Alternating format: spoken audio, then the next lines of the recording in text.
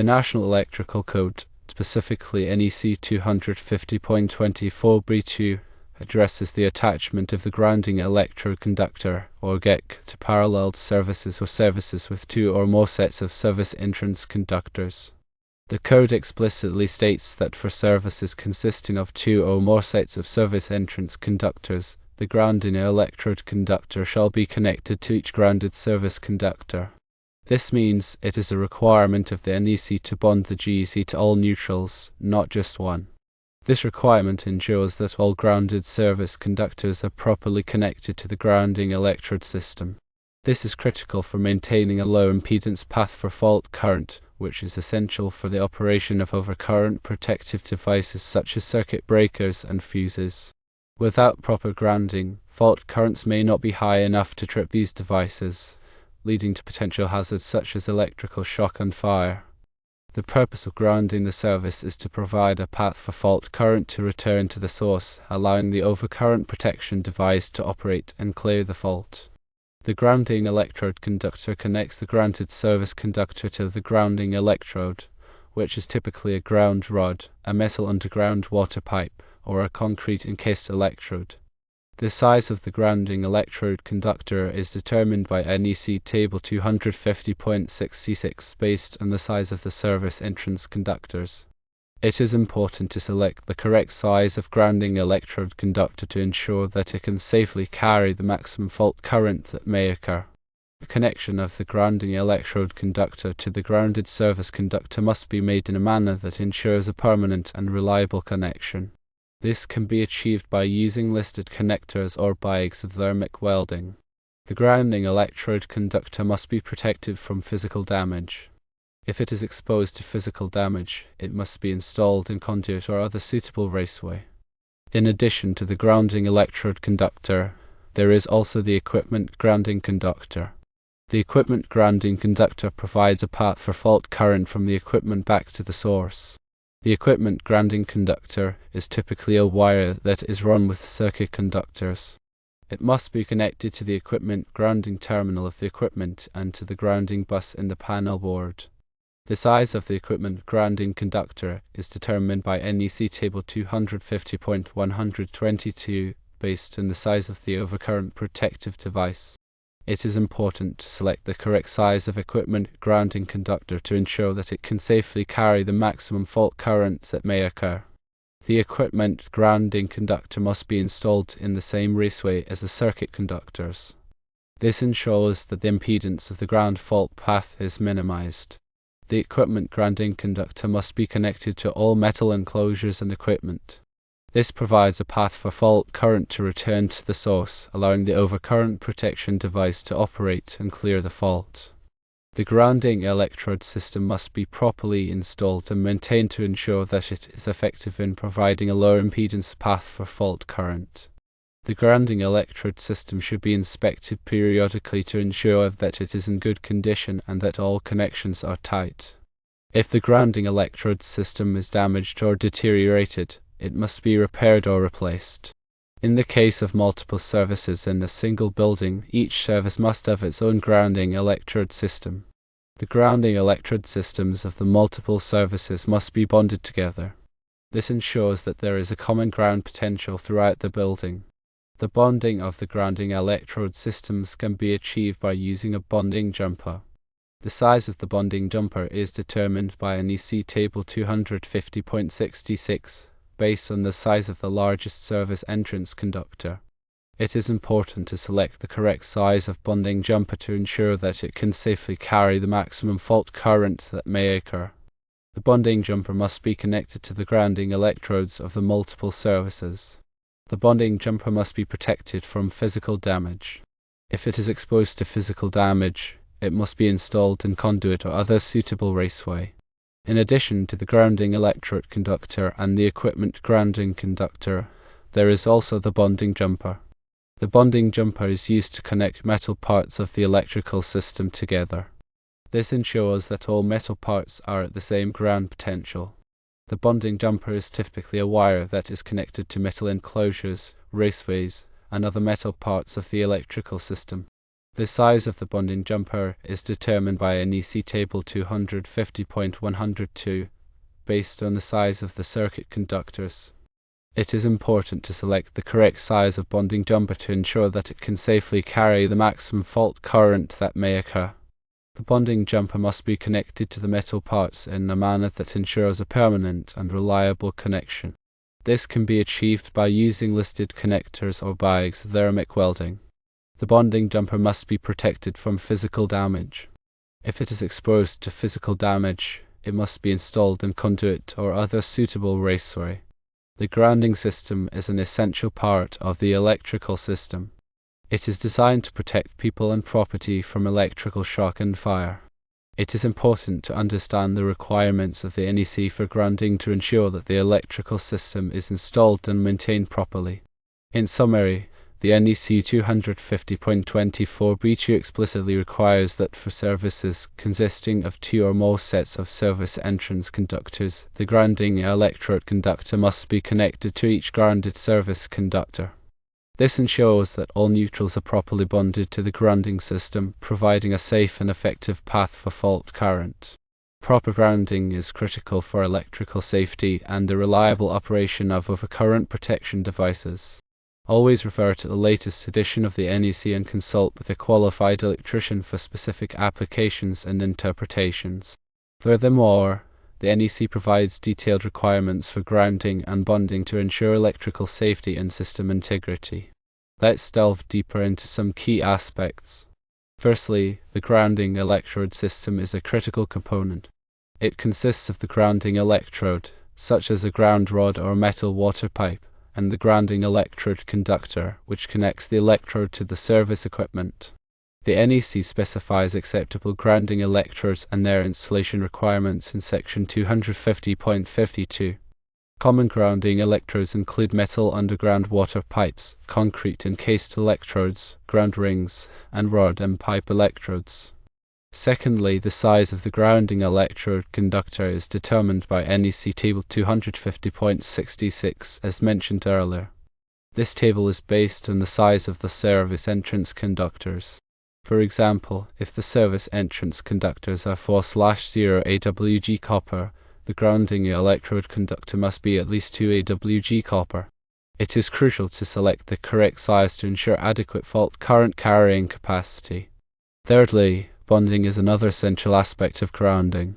Bonding ensures that all metallic parts of the electrical system are at the same potential, reducing the risk of electric shock. The NEC requires bonding of metal enclosures, raceways, and other metal parts that are likely to become energized.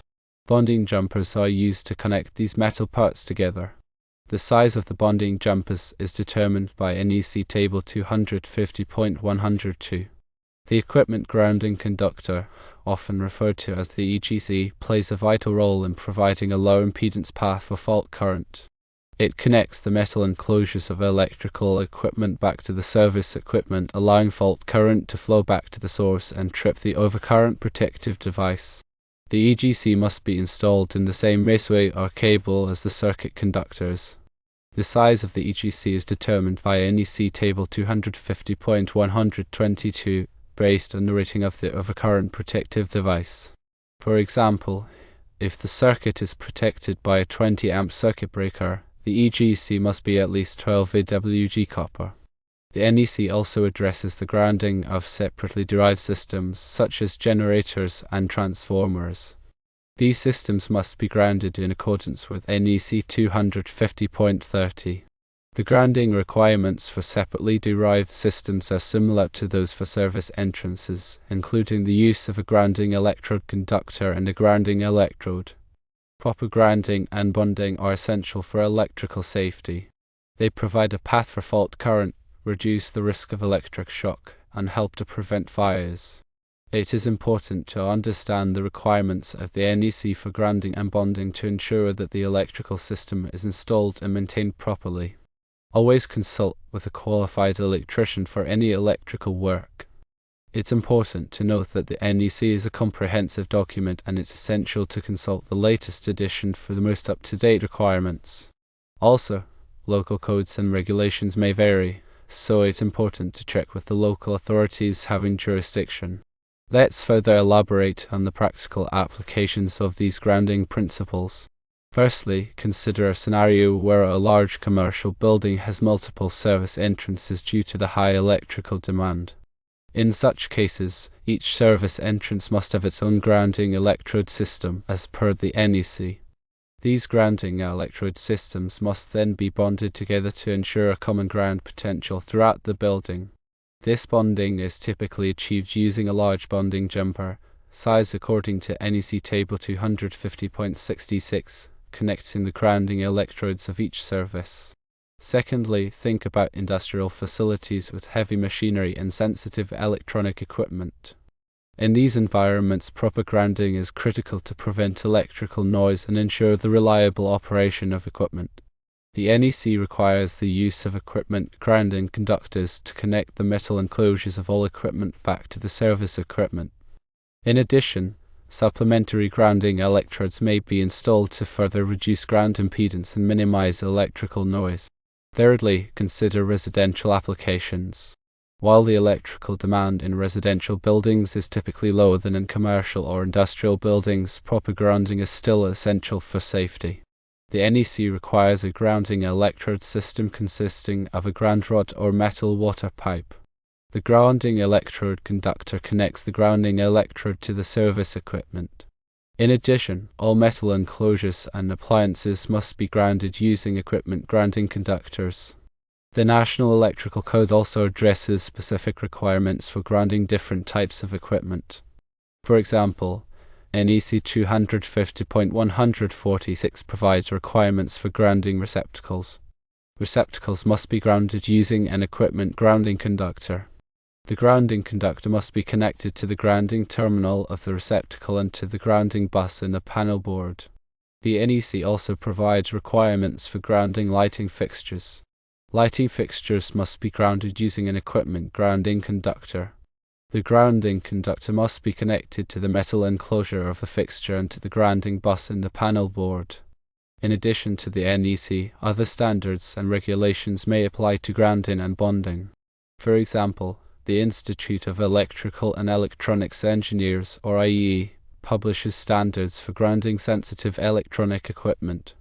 These standards provide guidance on how to minimize electrical noise and ensure the reliable operation of equipment. It is important to be aware of all applicable standards and regulations when designing and installing electrical systems. Grounding and bonding are complex topics, and it is important to consult with a qualified electrician for any electrical work. A qualified electrician can ensure that the electrical system is installed and maintained properly and that it meets all applicable codes and regulations.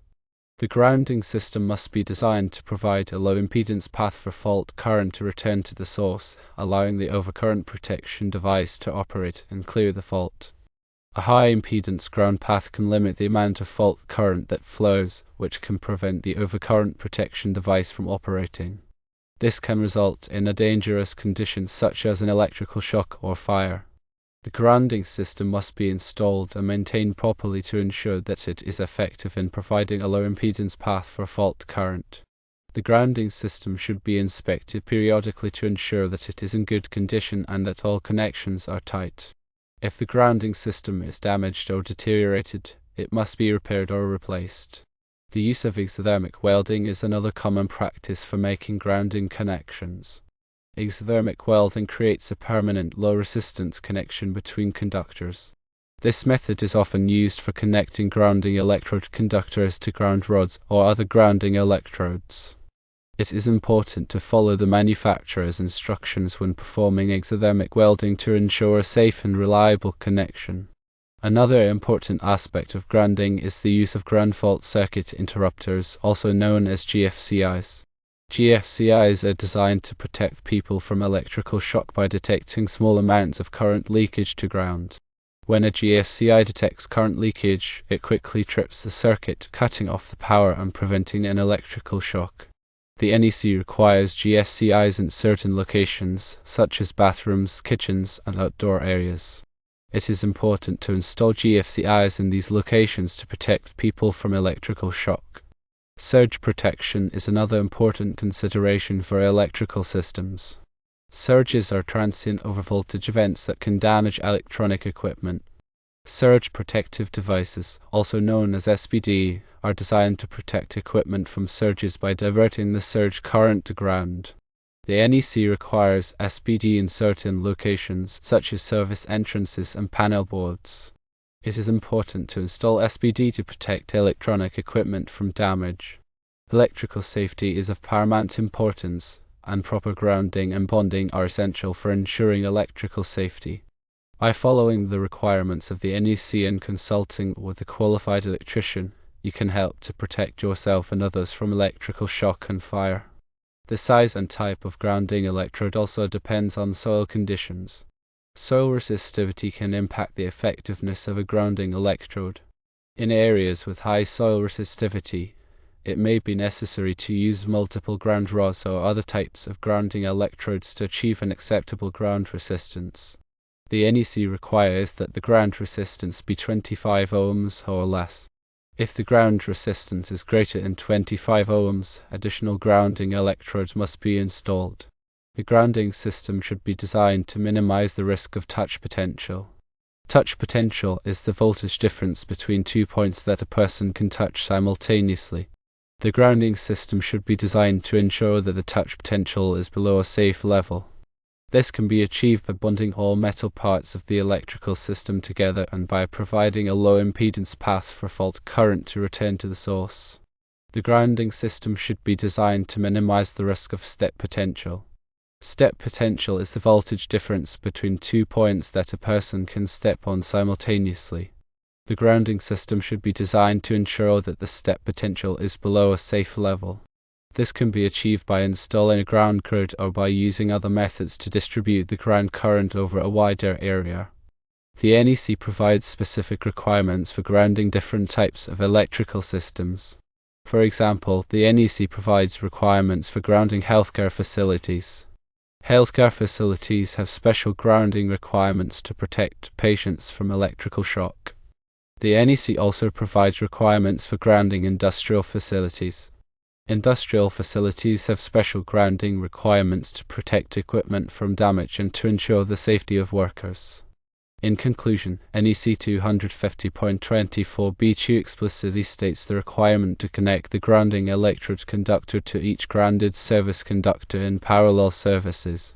This ensures comprehensive grounding, which is essential for safety, proper operation of overcurrent devices, and minimizing electrical hazards. Understanding and adhering to these NEC guidelines is crucial for electrical professionals to maintain safe and compliant electrical systems.